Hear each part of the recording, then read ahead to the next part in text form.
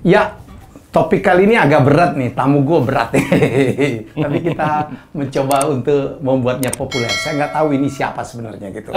Apakah politisi atau pengusaha, sekolahnya juga nggak politik-politik aman.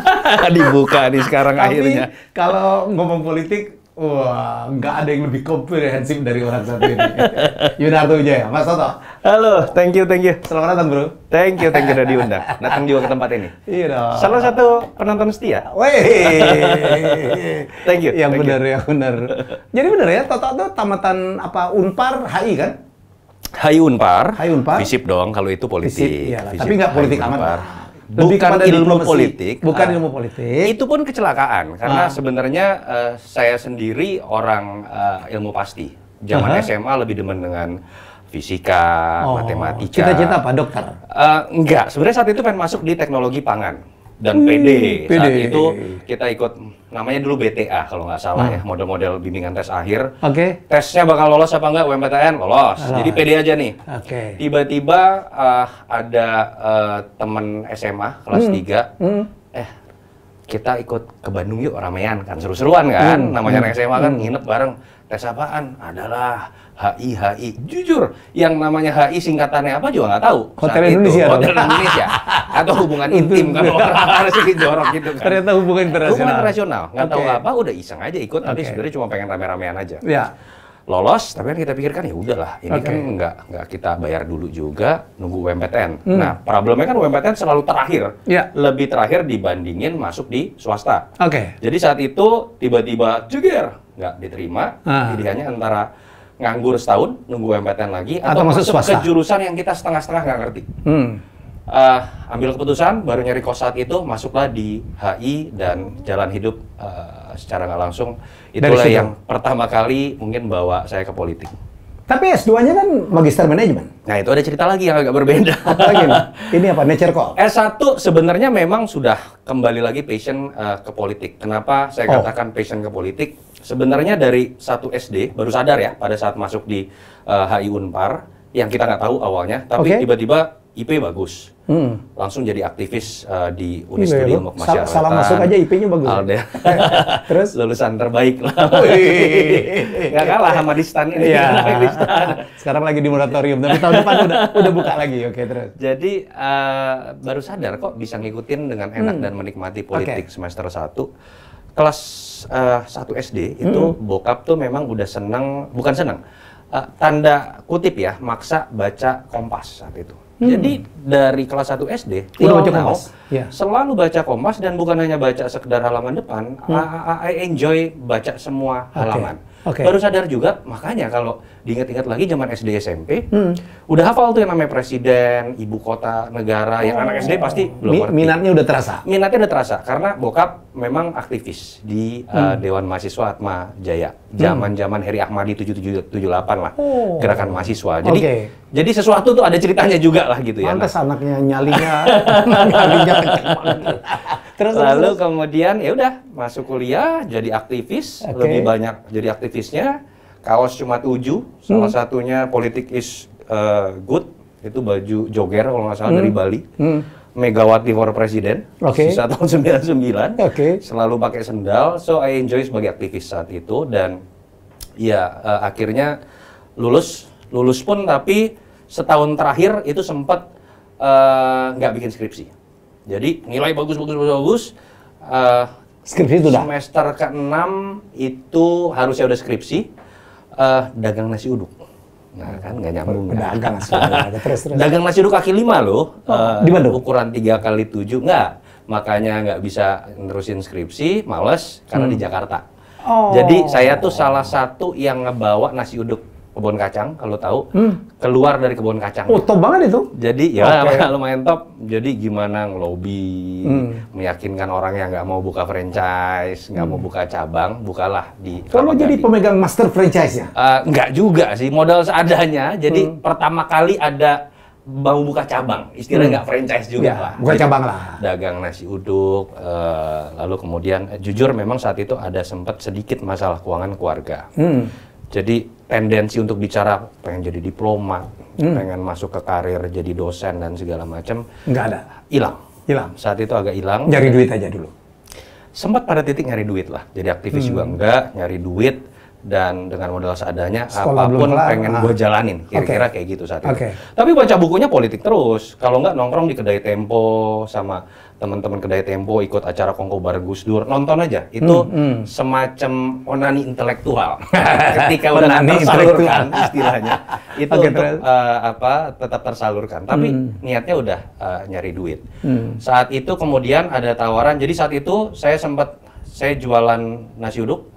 Punya duit dikit gedean, ada ruko, bikin toserba, ada es campur, bakso dan segala macem.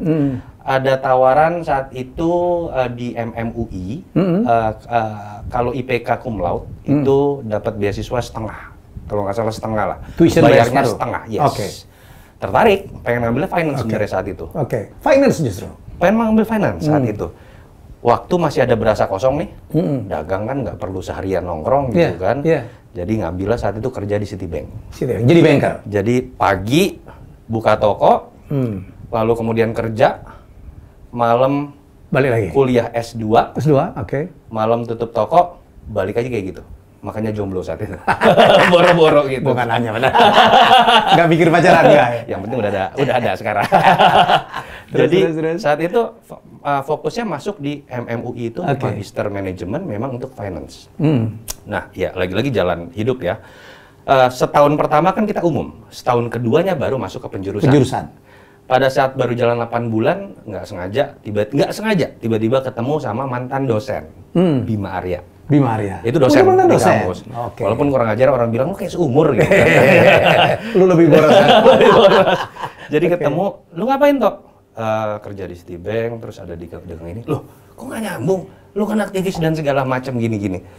Ya, cerita lah. Akhirnya dia bilang, gua pengen bikin konsultan politik nih, kata dia. Gua butuh lulusan-lulusan terbaik segala macam. Ikut jadi analis gitu kan. Sempat mikir juga, waduh. Belum tamat tuh ya? Udah lagi S2. Baru jalan 9 bulan. Baru jalan 9 bulan. Nah, habis itu tiba-tiba, tapi gaji lu berapa sih di bank? Segini. Terus, waduh, agak sanggup gua. Kira-kira gitu Bima kan. Tapi saya ngerasa saat itu, ini tawaran ketemuan sama Bima nih, kayaknya bukan sebuah kebetulan yang harusnya berlalu dalam hitungan menit saja nih. Saya tanyalah ke orang tua. Orang tua, tadinya saya berspekulasi orang tua tuh bakalan melarang. Iya, bukan melarang lah. Pertama politik bidangnya. I am Chinese, bukan hal yang normal gitu ya masuk politik. Kedua, gajinya lebih kecil. Kagetnya jawaban orang tua langsung, passion lu di mana? Kalau masalah uang, akan ada momennya sendiri. Pas lu udah dapat faktor klik, kira-kira ingat banget tuh jawabannya kayak gitu. It factor, Jawaban seperti itu makin meyakinkan diri saya saat itu. Oke, ini nggak kebetulan. So I made the decision. Udah, ambil berhenti dari Citibank, masuklah ke Carta Politika. 2007 akhir, 2008 awal kita masuk di Carta. Nah, masuk ke Magister Manajemen tadi, karena belum penjurusan, bantinglah setir gue dari rencana ke finance, jadi manajemen marketing dengan tesis marketing politik. Kan masih nyambung juga kan? Kebetulan saat itu ada dosen pembimbing yang baru pulang, udah dapat profesor namanya Prof. Firmansyah. Dia jadi dosen penguji, dia salah satu yang mendalami marketing politik. Jadi akhirnya tesisnya marketing politik, ya ada justifikasi dong, paling nggak jauh-jauh banget. Tapi again, itu jalan hidup yang emang nggak pernah kepikiran sih. Pertama masuk ke politik D1 yang nggak pernah kepikiran, lari lagi dari politik, tiba-tiba dikasih jalan lagi, termasuk di Carta Politika ini memang ada peristiwa yang luar biasa sih di situ. Dikasih saham di awal, di Carta? Enggak. Benar-benar analis kerja bareng. Dulu ada beberapa, ada lulusan terbaik dari UI, lulusan terbaik Unpar, ada Burhanuddin Muhtadi. Sempat 6 bulan dia di bareng-bareng, ada dari ENU dan segala macam. Dulu di bawah Bima Arya. Nah, ketika Bima Arya akhirnya harus keluar dengan kesepakatan kita, kalau masuk partai, you have to ambil posisi, jelas, quit. Di situ saya ambil posisi direktur riset dan kemudian sampai sekarang yang bisa dibilang megang penuh. Bima Arya masuk partai bareng gua tuh. Bareng ya? Dan gua agak kecelakaan gitu. Jadi dia gua wasekjennya Bima tuh. Oh iya, zaman Panwat itu benar. Jadi waktu itu gue jadi IO nih, nyimpang dikit nih. Gue jadi IO-nya Munasnya PAN di Batam. Masih gue keren banget, Batamin Blue. Zaman Hatta Rajasa. Iya. Jadi gue tuh sama dia, sama Hanafi Rais gitu. Walaupun gue 1 tahun gue quit lah, bukan gue banget. Bukan gitu. jiwa. Bukan jiwa gue gitu. Jadi gitu tuh. Jadi gue pernah tercantum. Pak Wali Kota itu. Pak Wali Kota. Jadi kalau rapid question pertama sebenarnya pengusaha atau pengamat politik sih tak? Pengamat politik kan sebutan dari media ya. Iya. Kita nggak pernah memposisikan diri sebagai pengamat politik. Jiwa pengusaha gue jujur dari kecil. Iya. Dari in the blood ya. Papa tuh ada usaha juga nggak sih? Papa kontraktor kecil. Mama usaha rumahan. But we are not the other Wijaya family. Jadi, Chinese blood gitu. It's in the blood. Dari kecil juga suka jualan tempat pensil dari kain dibikinin sama mama karena mama penjahit gitu. Lu yang jualan? Gue yang jualan di sekolah. Terus pas kuliah tuh terkenal di kampus Cimbeluit, tukang nyewain VCD. Belum DVD tuh. Baru si VCD. Jadi gue iseng ada waktu lowong. Semoga filmnya bukan film itu ya? Oh enggak, aman. Tapi waktu itu zaman film Tau Mingse. Oh. Jadi Meteor Garden. Jadi gue jualan tuh. Belinya di Mangga 2, dapat diskon 20% kan bisa jualan kemudian kan. Jadi gue pasti ini tuh VCD bajakan tuh. Enggak. Ya? Jadi nyewain saat itu ada orang punya modal. Terus? Saat itu kita nyewain 3.000 perak. Orang punya modal tapi dia capek buat keliling-keliling. Gue yang bilang, gue yang keliling deh. Gue yang keliling. Jadi gue naik motor, bawa tuh 1 tas penuh untuk nyewain VCD. Gue dapat 1.000 perak. Kecil, bisa dapat paling 600.000 sampai 1 juta tiap bulan. Tapi yang gue pengen dapetin saat itu, keliling-keliling tuh temen gue dari semua kampus. Temen gue dari semua fakultas. Lu nggak malu toh? Unpad tuh kan ceweknya cakep-cakep banget. Ternyata cewek ngeliat orang yang tekun dan ulet pada saat ngeliat kita naik motor, ngangkat tas gede itu berat, naik tangga. Terus? Kayaknya ada terenyuh gitu. Jadi ternyata ada fungsinya juga. Naksir apa kasihan? Tipis lah. Jadi memang ada darah pengusaha dan memang zaman di politik pun agak tertarik sama dunia finance. Agak tertarik karena mungkin dulunya dasarnya orang ilmu pasti ya. Yeah. Jadi ngelihat dunia perbankan, dunia saham, itu adrenalinnya gerak. Menarik untuk dipelajari formulanya sebagai investor. Jadi sampai sekarang ya gue ada di 2 dunia itu. Punya berapa? 5 restoran katanya? Ya lagi jalanin juga restoran di Surabaya ada 5. Punya asumsi juga? Ya bersama Pangeran Siaan. Sama anak muda belajar kita harus sadar ya. Gue belakangan sadar. Gua disebut pengamat politik muda. Kalau katakanlah pengusaha juga pengusaha muda. Tapi to be honest, kecepatan dari pergerakan dunia itu membuat gua pun berasa tua dengan pemikiran gua. Dengan bicara mengenai e-commerce, udah bukan e-commerce lagi bahasanya. Bahkan kadang-kadang ngobrol sama teman-teman yang usianya di bawah 30, kita nggak ngerti bahasanya. Belum bicara substansinya nih. So, buat gue konsep kolaborasi harus dengan mereka. Terlepas mereka belum punya duit, idenya kadang-kadang di awang-awang, tapi mereka yang mengerti bahasa masa depan. So, salah satunya itu, gue dengan Pangeran Siaan bikin asumsi.co, multiplatform, dan gue bebasin total. Gue nggak mau secara politik, gue punya sikap tersendiri, tapi total by redaksi dan Pangeran Siaan dengan kreativitasnya, mereka jalan itu. Iman udah nggak di situ ya? Udah nggak. Iman siapa ya? Sekarang dia jalan sendiri. Wow. Dan lo lebih ngontrol bisnisnya ya? Mereka lebih nempatin gue akhirnya sebagai advisor. Dari sisi pertama secara tua banget lo kelihatannya, padahal tua-tua amat. That's why. Bagus. Gue suka lo mengaku gitu bahwa anak-anak muda gitu. Ketinggalan. Itu luar biasa. Nggak usah jauh-jauh tentang bisnis yang memang terkait dengan masa depan ya. Kalau kayak gue bicara multiplatform media. Sebagai pengamat politik pun.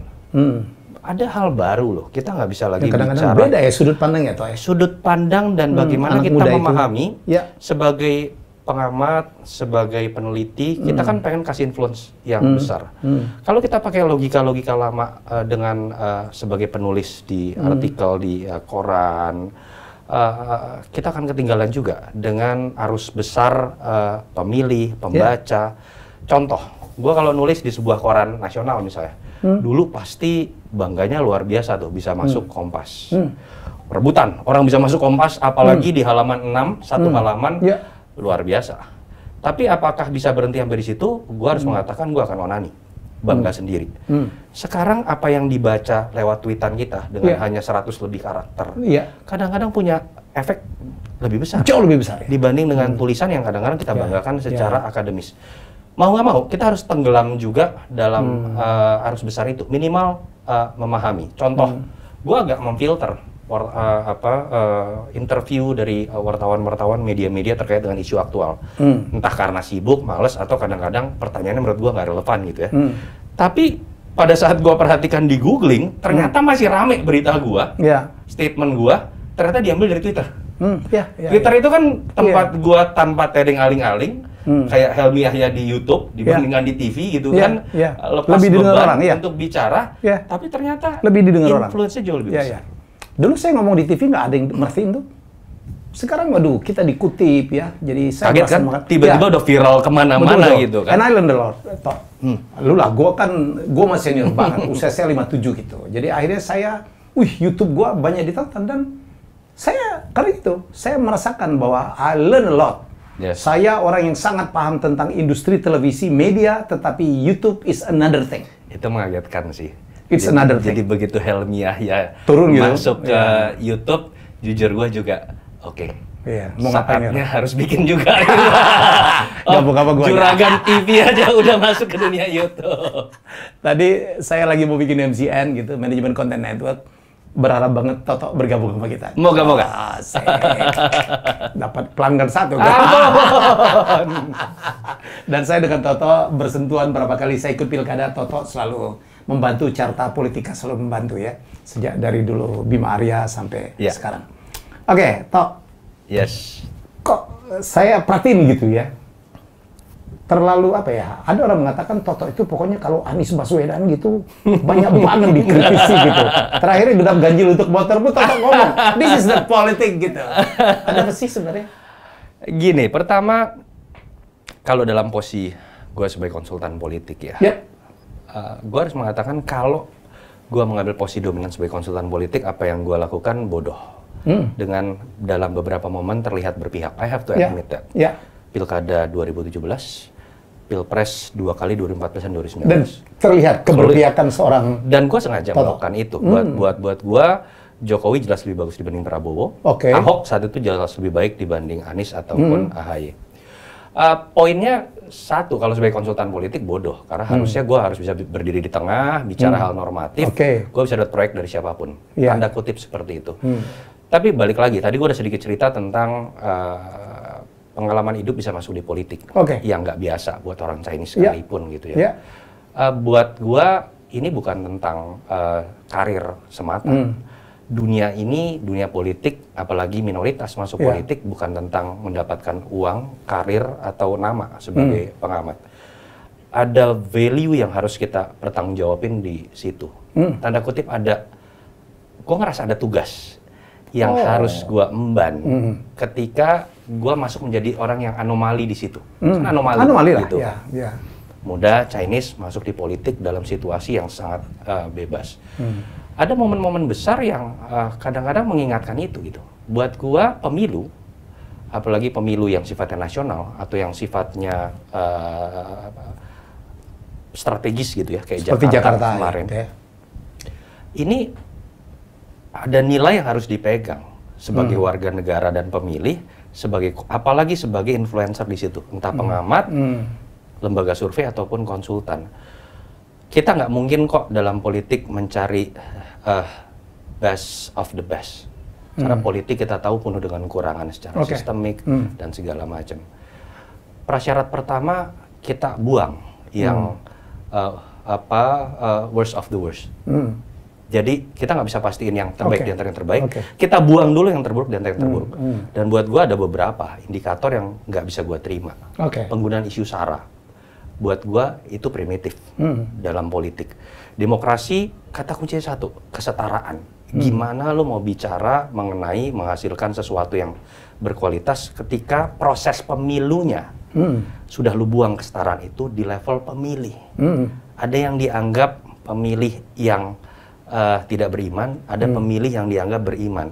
Ada calon yang dianggap beriman, ada calon yang dianggap tidak beriman. Dikotomi kafir non kafir dulu ya. Untuk dipilih. Dan buat gua lebih mengecewakan lagi ketika seorang Anies Baswedan yang sempat membuat gua terpesona dengan tulisan merajut tenun kebangsaannya, dan setahu gua cukup terbuka pemikirannya sebagai seorang intelektual muda, masuk dalam arus besar itu. Gua nggak mengatakan dia terlibat ya, tapi masuk dan menikmati arus besar itu.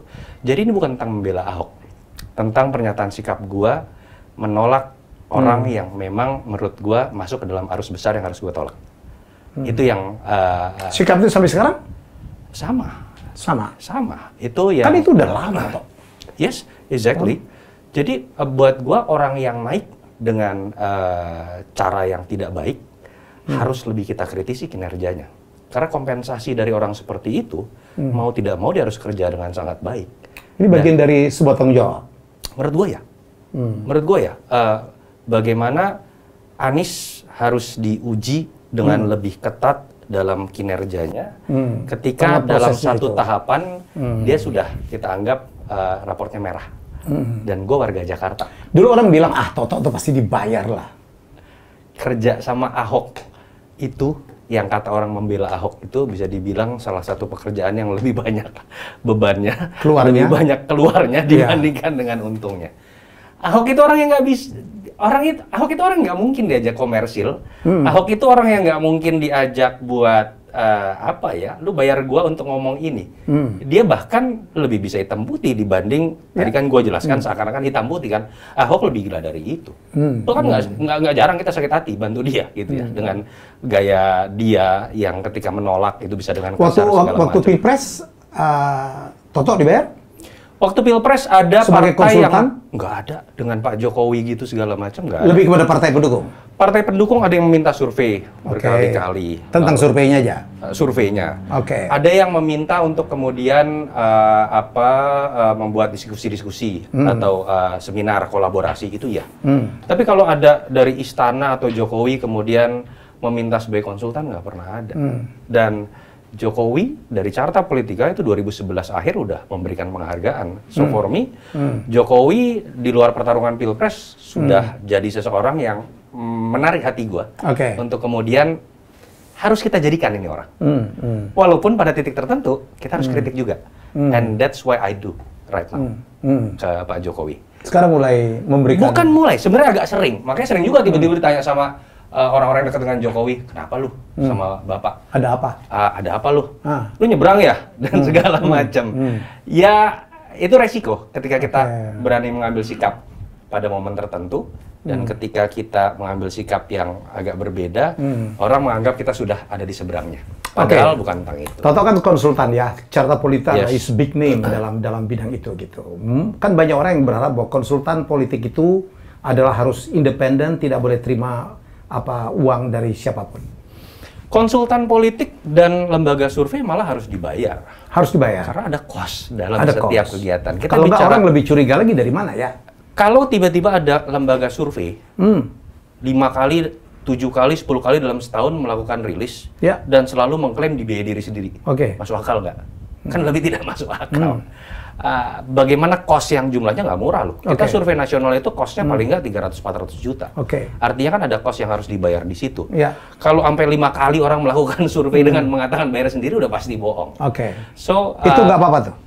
Sebenarnya yang paling penting kan adalah ketika menjadi lembaga ilmiah adalah produknya itu bisa dipertanggungjawabkan secara ilmiah atau tidak. Bukan karena dibayar yang nyuruh. Bukan karena dibayar yang nyuruh. Artinya kan ada produk, kita pengen beli jeruk nih. Pengen kita bilang jeruknya manis. Bagaimana cara membuktikannya? Ya buka jeruknya dimakan, uji datanya, uji produknya, ujilah secara ilmiah. Bukan kemudian belinya di Pak Tejo udah pasti asem nih, belinya di Ibu Budi udah pasti manis nih, kan nggak seperti itu. Sayangnya perdebatan terakhir karena situasi politik yang terlalu konfliktual, selalu masuk ke dalam perdebatan ketika calonnya kalah, Oh, dibayar sama lawan tuh selalu perdebatan Ada begitu seperti ya? itu. Loh, quick count kan juga seperti itu. Kita lihat 2 kali pilpres, 2 kali pula quick count ada 2 versi. Menghasilkan berbeda. Menghasilkan 2 produk yang berbeda. Ada yang saking semangatnya dijumlahin lebih dari 100%. Ada yang sampai, kalau 101% nggak apa-apa, ada yang 126%. Itu yang pusing kepala kita kan, apalagi anak stan ngeliat itu kan. Itu Excelnya nggak jalan dulu. Oke, masuk akal. Ini saya belajar politik ya. Oke, rapid kedua. Fadlizon atau Fahri Hamzah? Fahri Hamzah.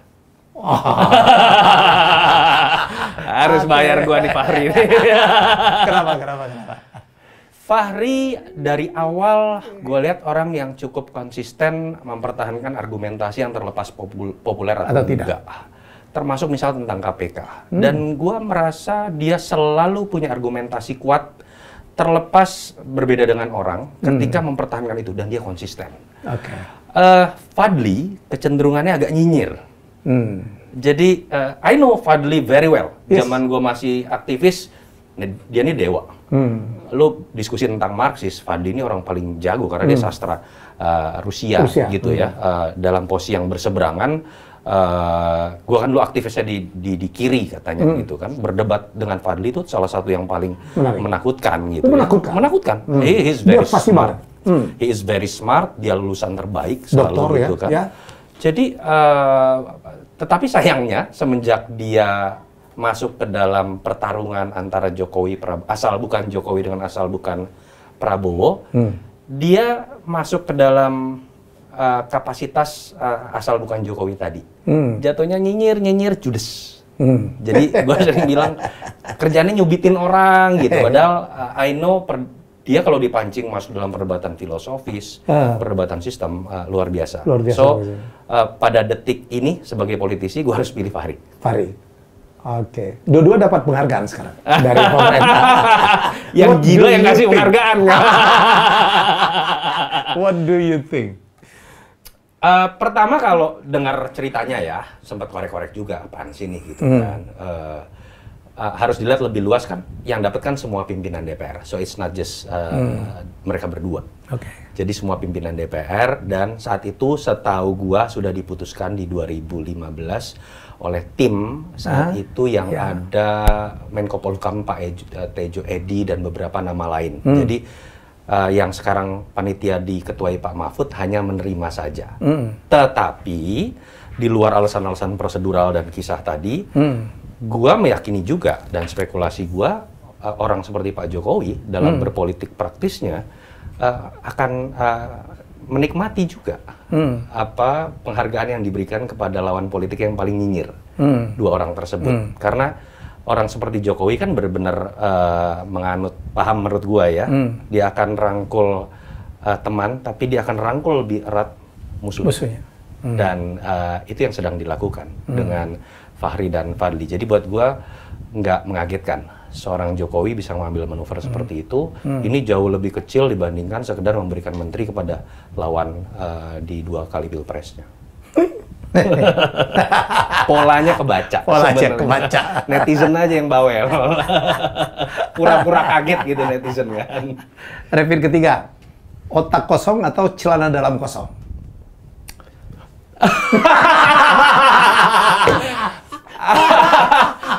Gue kenapa baru? Ini gue karena pakai pradengar.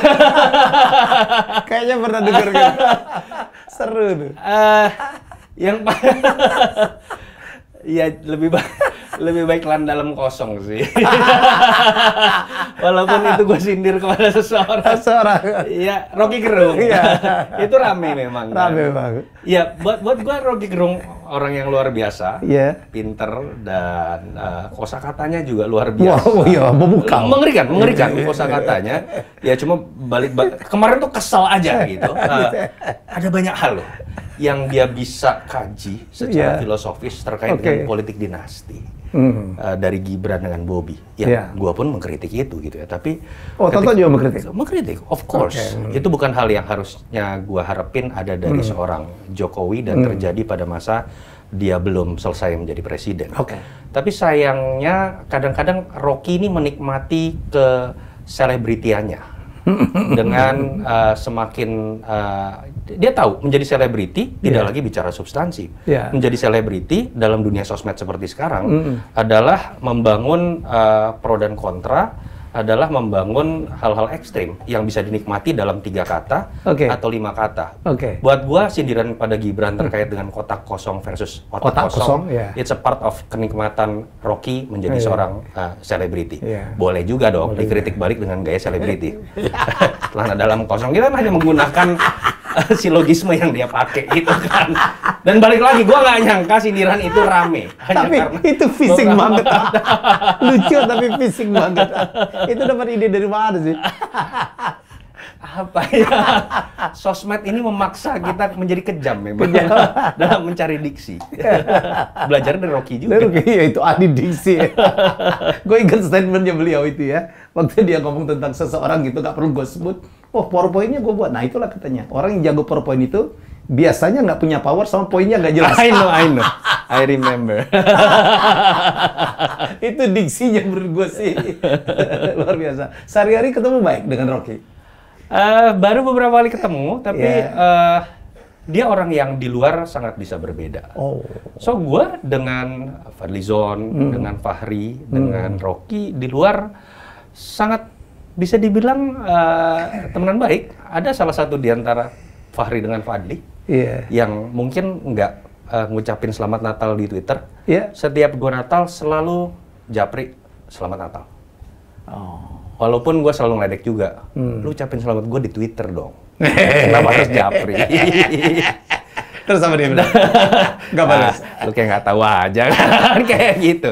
Gue nggak sebut namanya ya, tapi between 2 orang itu. Jadi 3 orang itu orang yang menyenangkan. Pertemuan dengan Rocky kemarin misalnya zaman setelah perang Pilpres, kawinan Samara. Samara nih. Dari jauh langsung, Bu Rocky langsung gitu kan. Nah, dan dia langsung wih Toto. Dia langsung mulai dengan kalimat, gua suka menyali lu. So it's different, personal. So personal ya. Dan harusnya politik seperti itu. Boleh berbeda pendapat, tetapi tetap harus saling menghargai ya sih. Nggak ada tusuk-tusukan di belakang lah. Iya. Dulu waktu habis Pilpres itu katanya Toto diteror ya? Iya, sempat. Ya, kalau teror sebenarnya dari dulu ya, tapi teror kan kita namanya dunia sosmed kan udah pasti biasa teror. Bukan lagi jadi satu hal yang mengerikan seperti zaman dulu. Kalau teror kan telepon, dikejar benar. Jadi awalnya saya nggak ngerasa itu satu hal yang serius. Walaupun 2017 tuh lumayan keras sebenarnya zaman pilkada karena isu saranya kan kencang. 2019 agak berbedanya adalah pada saat malam setelah quick count itu langsung rame. Ramenya ditelepon banyak banget orang dan telepon nih? Telepon. Bukan WA, SMS lagi, bukan. WhatsApp call dan telepon. Telepon. Dengan bahasanya agak to the point. Ngancam. Gua bunuh. Loh, gitu bahasanya gitu. Agak kaget karena biasanya kan sosmed di-mention dan akunnya anonim. Kaget pertama itu tanggal 1 Mei. Kan 17 April kita pemilu. 1 Mei baru pulang outing sama anak-anak Carta dari Jogja, dapat kabar kantor didatengin sama ormas tertentu sore-sore. Darah muda kita bergejolak, malah pengen langsung nyamperin kan ke kantor. Pada saat nyampe kantor diteleponlah sama Kadensus anti teror. Tiba-tiba, Mas saya ke kantor sekarang, kaget kan? Karena saya pikir saya minta pengamanan sebatas Brimob, biasalah pengamanan normal gitu ya kalau ada kejadian teror. Didatengin langsung, disitulah cerita agak serius kali ini. Kita jaga ya Mas, ada yang ngikutin. Saya agak kaget juga kenapa harus diikutin. Akhirnya ada beberapa orang memang saat itu jaga rumah, jaga kantor, sama jaga saya pribadi. Tapi saya minta, saya nggak betah ada yang ngejagain, so please bisa nggak dibikin saya nggak tahu seperti ada yang jaga dan keluarga nggak usah ada yang tahu. Baru pas 22 Mei, sehari setelah kerusuhan, di situ pertama kali tahu. Yang telepon Pak Tito Karnavian. Langsung. Polri, telepon, Mas, udah ketangkep. Apa Pak? Ya itu yang bikin kerusuhan sama, yang mau bunuh sampean juga. Oh ini lu ada di list ya? Nah, baru tahu di situ. Ada di list ya, saya Iya. tahu. Oh, itu bukan rumors ya? Itu benar. Jadi ternyata memang masuk di list itu pengen dibunuh dan saat itu udah ditangkap orangnya. Cuma yang bikin kaget kan adalah gua pikir nggak akan dibuka ke publik nama-nama yang mau dibunuh. Jadi udah selesai ini gitu kan. Pas lagi liburan ke Jepang, ke Korea, perjalanan dari Osaka sampai ke Seoul, nyampe nyampe mendarat, kan kita baru buka HP tuh, baru nyala lagi kan. Tiba-tiba WhatsApp ratusan masuk. Ternyata baru konferensi pers polisi tentang The Story. Nah itu baru kaget, keluarga tahu semua. Jujur saat itu udah santai-santai, tapi adrenalin gejolak lagi. Dan ya karena diomongin satu negara kali ya saat itu ya. Ya ada satu kisah juga sebenarnya mobil sempat tabrakan. Iya katanya. 18 Mei. Ditabrak atau 19 tabrakan? Mei. Ditabrak. Ada truk tiba-tiba berhenti ngoleng di tol. Tol. Ke saya di tengah, dia dari kiri ngoleng ke tengah. Mepet. Saya rem udah nggak dapat, banting setir udah gambling, hancur akhirnya. Hancur tapi selamat. Truknya kabur. Till now, nggak tahu itu beneran kecelakaan atau sesuatu yang lain terkait dengan ancaman. Dan gue dengar, sorry kalau salah, saat itu Toto sendiri. Tidak dikawal. Jadi kebetulan hari itu memang nggak dikawal. Karena gue minta saat itu hari Minggu, nggak kemana-mana. Dan ini panggilan mendadak juga ya? Pekerjaan itu mendadak? Bukan pekerjaan, jadi saat itu ditelepon sama Mas Trenggono. Mas Treng ya? Mas Treng, Tok, datang ke rumah gua, ada bukber, awas lu nggak datang. Cuma sebulan sekali. Ya udah datang deh. Nyetir sendiri, supir lagi nggak masuk. Ya udahlah, pikiran datang. Jadi bener-bener siangnya baru rencana mau datang. Setelah paginya memang waktu itu saya bilang, udahlah pada libur aja hari ini, hari Minggu lah. Kasihan karena bulan puasa saat itu. But I don't know. Jangan-jangan kecelakaan juga yang berkebetulan I don't know. Pada saat di teror tuh takut nggak? Ada takutnya nggak? Entah kenapa malah tenang sekali ya. Oh iya? Enggak. Lu nggak mikirin keluarga lu gimana gitu? Enggak ya? Keluarga ya. Tapi karena saat itu gua merasa, jujur gua waktu nggak dikasih tahu seserius apa dan siapa. Jadi cuma sebatas ada yang mau niat jahat. Bahasa mau ngebunuh pun baru dibuka sama Pak Tito pada saat 22 Mei setelah ketangkep. Tahu siapa tuh? Enggak juga? Atau nggak mau tahu? Diceritain? Dan kalau menurut versi polisi yang nama-nama ada di berita. Masuk di pengadilan walaupun dibantah. Nama-nama yang gue harus sebutin nggak kaget, tahun 98 namanya juga sering disebut. Terlibat. So, sedih karena ternyata orang lama juga dan masih menggunakan isu SARA. Bangganya musuh gua adalah orang seperti itu. So, yang gua lawan bukan orang yang salah menurut gua. Gila lo nyali lo. Beli di mana tuh nyali? Apa ya? Ya istilah terbentuk kali ya. Walaupun tetap beda. Udah punya anak, nggak gila kayak dulu juga lah. Ada nggak istri gitu? Udah lah mas, cari mendingan banyakin restoran aja udah. Lebih ke arah mama, orang tua. Kalau istri itu nggak demen politik, jadi dia nggak terlalu ngerti gua ngapain gitu sebenarnya. Tapi kan ancaman itu kan ada lah. Ada. Lu nggak cerita juga? Akhirnya cerita. Pada saat mulai dijaga, cerita tapi seadanya. Pada akhirnya, ya istri sih jangan gila lagi. Paling dia tiba-tiba suka di WhatsApp grup rame lagi tuh, lu sama Anies berantem apa lagi sih? Paling kayak gitu aja. Tapi dasarnya kalau mau gila, jangan nakal. Jangan main-main. Jangan punya cacat. Jangan, cacat orang pasti punya. Ya. Tapi jangan buat cacat lu itu kemudian dengan gampang jadi bumerang buat lu yang sering kritik orang juga. Oke, rapid terakhir. Yes. Najwa Shihab atau Rosiana Silalahi? Dua-dua temen lu tuh.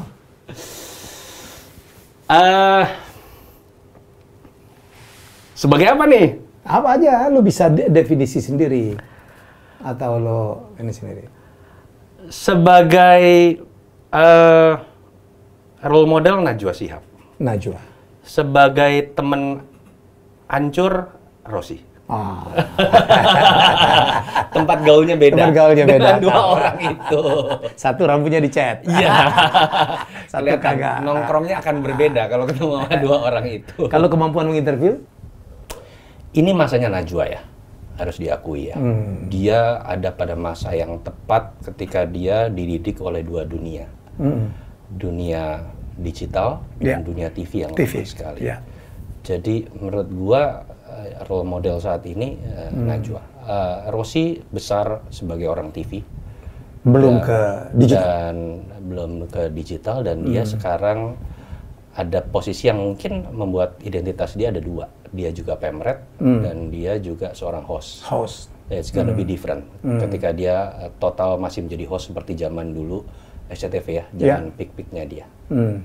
Oke, dua-dua baik ya? Baik. Untung bisa jawab. Dua-duanya temen ini. Pernah nggak tau ada masa di mana lu takut gitu sebagai seorang pengamat politik? Gue tahu lu nyali lu gede banget. Pernah nggak terlintas gitu? Atau kepengen, aduh gue berhenti aja gitu? Atau enggak deh? Ada sih masa paling bukan ini ya, bukan takut, lebih kepada satu titik mengatakan pada diri sendiri, udah deh, jadi konsultan profesional aja deh, nggak usah sok-sokan lu ngambil posisi berpihak lah, menolak ini, menolak itu. Pada saat Ahok kalah, gue agak menyadari sebuah realita politik. Secara sosiologis Indonesia seperti ini, pemilihnya dan sistemnya dan pandangannya mengenai SARA yang menurut gua mayoritas mungkin berbeda dengan gua. So nggak usah jadi pahlawan kesiangan. Gue sempat berpikir seperti itu. Jangan-jangan gue bisa jadi Ahok kedua kalau gue menggunakan pola pikir seperti itu, sok-sok berbicara mengenai nilai, padahal gue juga adalah konsultan politik dan seorang pengamat. Udah deh, ambil posisi sebagai pengamat beneran aja, tengah-tengah aja, aman-aman aja, toh potensi dapat proyek lebih gede. Sempat ada titik itu, tapi nggak menarik secara adrenalin ya, this is me. Akhirnya ya kebawa sendiri dengan arus adrenalin sendiri, gitu. Nggak bisa. Hilang lagi. Oke, topik terakhir. Ini pilkada serentak, Desember. Yes. Gimana nih, gimana? Apa mappingnya atau situasinya atau perbedaannya dengan, ini kan situasi COVID ya? Gue harus bilang, ini pilkada yang dipaksakan, tanda kutip ya. Kalau bicara Desember, kita tahulah vaksin pasti belum ada untuk dimasalkan dunia gitu kan. So, kita masih dalam konteks protokol kesehatan. Pertanyaannya apakah dimungkinkan kampanye dengan protokol kesehatan? Apakah dimungkinkan berharap partisipasi pemilih seperti dalam kondisi normal untuk berharap orang datang ke TPS yang kita tahu pasti kerumunan? Jadi kualitasnya pasti akan turun. Kualitas dari sisi yang paling kuantitatif deh. Kita bicara voters turnout pasti turun. Yang kedua, dari sisi kampanye, pilihannya kan sekarang kalau nggak kampanye digital sekalian, tanpa menyentuh, atau sekalian yang memanfaatkan posisi psikologis orang pada saat COVID. Butuh apa sih? Butuh duit. Butuh apa sih? Sembako. Butuh sembako. Jadi ini akan jadi potensi kampanye kampanye pragmatisnya paling brutal. Petahana diuntungkan kalau gitu? Petahana akan sangat diuntungkan, karena otomatis dia punya budget, dia punya legalitas untuk melakukan kegiatan dan dia punya jaringan bansos, dan dia punya jaringan yang legal untuk menyalurkan hal tersebut. Jadi pertama, prediksi gua kemungkinan petahana untuk menang lebih besar. Dimana dulu sebetulnya sudah semakin mengecil. Dulu sekali kan orang bilang petahana pasti menang. Lama-lama mulai berkembang. Kalau nggak salah data terakhir itu hanya 53% dari petahana yang menang.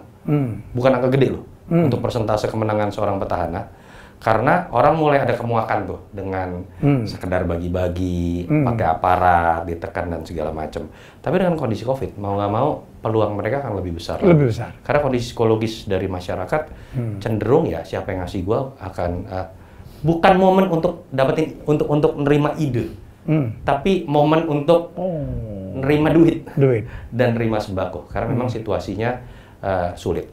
Itu yang menurut gua akan jadi catatan. Padahal kita tahu setengah lebih dari jumlah daerah akan melakukan pilkada 270. Jadi itu yang menurut gua perlu jadi catatan. Jadi Quo Vadis juga untuk quality dari pilkada kita ya? Sangat mungkin. Nah balik lagi, berani nggak KPU, Bawaslu, Depdagri yang menaungi ini, ya sekedar mengoptimalisasi aja hal-hal yang kita tahu loh. Selama ini ada aturannya, cuma memang dianggap kosmetik. Mas Helmi lebih tahu dari saya lah, money politik pernah nggak ada kejadian diskualifikasi? Nggak ada. Belum ada. Ada nggak bener-bener yang namanya Bawaslu melakukan penindakan terhadap hal yang sifatnya pragmatis? Ada pembenaran dan pemakluman kan? Ya, saya ngalamin. Bahkan ada loh beberapa panwas katanya gitu ya, katanya malah bisa jadi tim advisor dari calon tertentu karena mereka yang ngerti aturan, mereka ngajarin kalau mau ngelakuin ini jangan begini biar nggak jadi masalah. Kalau mau bagi duit caranya begini, bikinlah ini dan segala macam. Ini kan tinggal masalah niatan baik untuk optimalisasi dan ditegakkan atau enggak. Problem negara kita kan selalu itu, bukan tentang aturannya udah ada apa enggak, tapi aturannya diperlakukan sebagai kosmetik atau memang instrumen untuk menegakkan sesuatu. Oke, Tak. Thank you so much. Satu jam nih. Thank you. Iya nih. Akan banyak topik-topik lain ini. It's been 1 hour. Yes. Sukses terus. Thank you. Dengan carta politikanya. Sama-sama. Ya, dengan bisnis restoran. Semoga ketemu lagi Helmi Channel udah golden button. Amin. Baru separuh perjalanan. Siap.